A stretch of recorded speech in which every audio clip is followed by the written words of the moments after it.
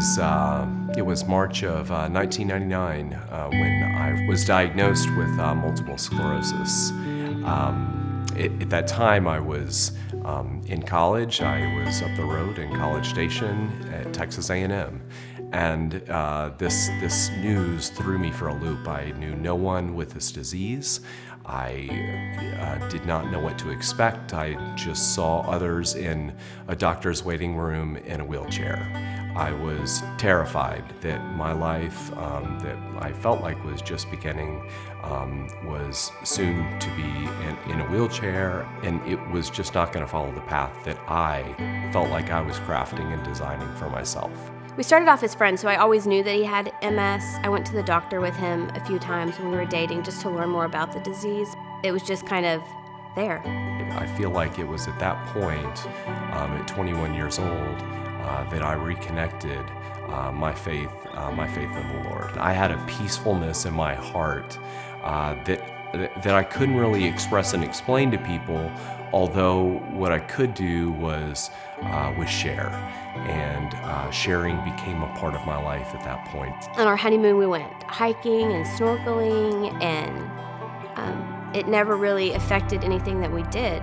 For a long time, we kind of thought he had a benign case of it. It was as we brought our first child home that the disease started to reveal itself more. I made a commitment to myself, to God, to my wife, that I was not going to allow the disease to manage me. I was convinced that, I had my own cross to bear. It was a rather large cross to bear, and I felt as though maybe that was, just being a positive spirit and an encouraging figure for others was where he was leading.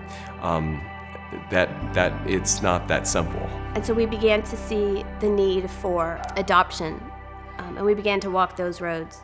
And ultimately, we were led to Loving Houston. And I remember telling her, I don't know if you're going to want us, or probably not qualified, but, we really feel like God's leading us to do this, but, my husband's disabled. And I remember her saying, can you take care of children? I said, yes, absolutely. And I started to name how we could take care of children. She was like, okay, you're qualified. It took about 6 months to get certified. Did that the first half of 2013. And then in July, began welcoming little ones into our home. God has broken my heart for not only these children, but the parents behind the children. It's easy to be mad at them and angry and not understand why they have gotten their kids in these situations. And so it's a really neat opportunity to pour into these children's lives, but also their parents. And it's nice to be able to share with them, like, my life's not perfect. I don't have it all figured out, but I know the one that does, and I know how to rely on him. You take these children in and you love them as your own, and they become part of your family, and your children's lives get entangled with them. Your life gets entangled with them. These children deserve someone to fight for them. It's been a challenge.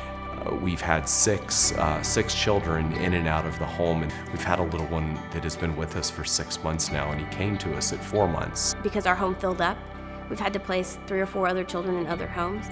Here in Houston, there are so many children. I always thought, like, there's someone else to do it. There's waiting lists. They don't need me. There's tons of people to do that.